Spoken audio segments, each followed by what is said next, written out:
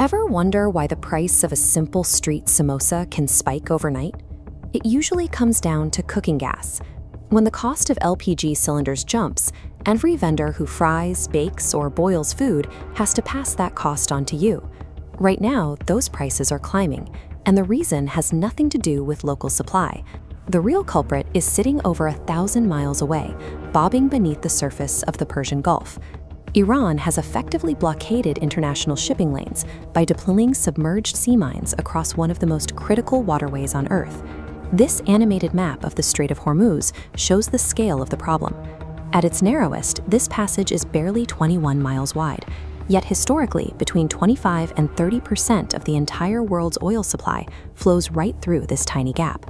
Today, a massive fleet of international cargo ships is trapped inside, completely paralyzed.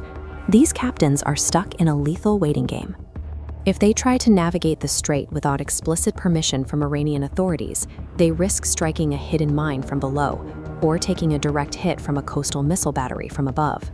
The Strait of Hormuz has become a literal toggle for global energy. By mining these waters, Iran has gained the ability to stop the flow of 21 million barrels of oil a day with a single command. Right now, that command has been given. A maritime traffic jam in the Gulf involves a diverse fleet of specialized vessels. To understand why a single bottleneck can ripple through every sector of the global economy, we have to look at the specific cargo these ships are designed to move. You have bulk carriers, basically giant hollowed-out ships loaded with dry goods, like loose wheat, heavy black coal, or iron ore. Then container ships, stacked with uniform boxes, moving everyday manufactured items. But the real giants of the sea are vessels like this one, a very large crude carrier, or VLCC. These massive hollow vessels are laced with complex deck piping and are vital for transporting massive quantities of liquid petroleum gas. This is the exact LPG that fills the red cooking cylinders sitting in kitchens all over the world. Even more dangerous are the LNG carriers. You can spot them by these giant spherical tanks sitting on the deck. They transport liquid natural gas, an incredibly volatile and highly explosive fuel source. To move natural gas across the ocean, scattered gas molecules are supercooled down to minus 60 degrees Celsius. This process condenses the gas into a transportable liquid, isolated inside spherical tanks. Once it reaches land, distribution changes. For cities, it's sent through a piped natural gas network, or PNG. For vehicles, it's compressed into high-pressure cylinders, known as CNG. Because these highly explosive LNG carriers are too vulnerable to safely navigate a mined waterway, they stay anchored. And when they stop moving, the entire global logistical chain stops with them, from the massive ocean freighter down to the city pipeline, straight to the burner in your home kitchen. All of this raises an obvious military question. The United States and Israel possess the most advanced naval and air capabilities on the planet.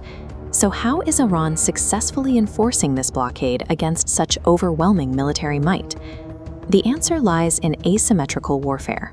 Iran is avoiding direct conventional naval battles, instead relying on incredibly cheap, improvised solutions designed to blind and overwhelm high-tech defense systems. Take their thermal evasion tactics. Modern interceptors rely on thermal cameras and advanced radar to hunt down missile launchers. Iranian forces counter this by simply draping everyday umbrellas and specialized cloths over their equipment, masking their heat signatures from multi-million-dollar tracking systems. To counter these hidden threats, the US is forced to deploy massive, heavy-duty hardware, like this THAAD missile battery. These truck-mounted systems are sophisticated, but they are also slow to move and painfully expensive to operate. Knowing this, Iran actively targets local radar stations and embassy defenses. This constant harassment forces the deployment of interceptor systems like the Iron Dome. Every cheap drone Iran launches requires the US to fire a finite, highly expensive interceptor missile in return. The standoff reaches a stalemate when you look at the primary targets. This satellite image shows Karg Island, Iran's central economic hub packed with oil storage.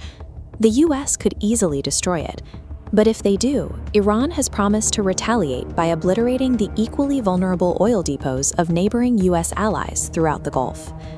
Iran is executing a calculated war of attrition. By using improvised tactics that cost next to nothing, they force the US to deplete a finite and expensive stockpile of defense hardware. leaving the international energy market paralyzed by the threat of a single mine. While the military superpowers drain their resources, the real economic fractures are appearing thousands of miles away in neutral, developing nations like India. Beyond the obvious oil shortages, there is a severe, invisible agricultural crisis playing out. Millions of dollars of perishable Indian fruits and vegetables, originally destined for Middle Eastern markets, are currently rotting at domestic ports because the shipping lanes are closed.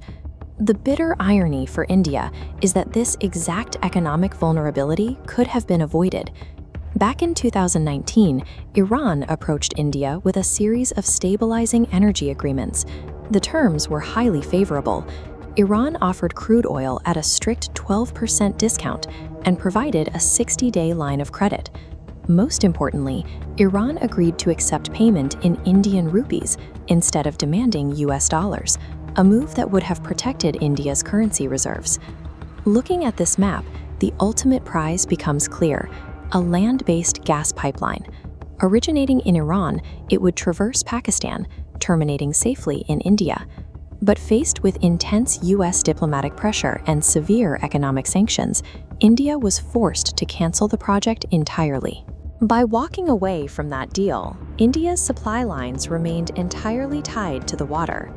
Now, with the Gulf effectively locked down, Indian citizens are left exposed to maritime bottlenecks and the sheer weight of US dollar hegemony. The current gridlock is the direct result of a specific trade-off. In 2019, India prioritized its diplomatic standing with Washington over a physical, land-based energy link to Iran. Today, that choice leaves India's domestic economy entirely dependent on a maritime passage it does not control and cannot protect.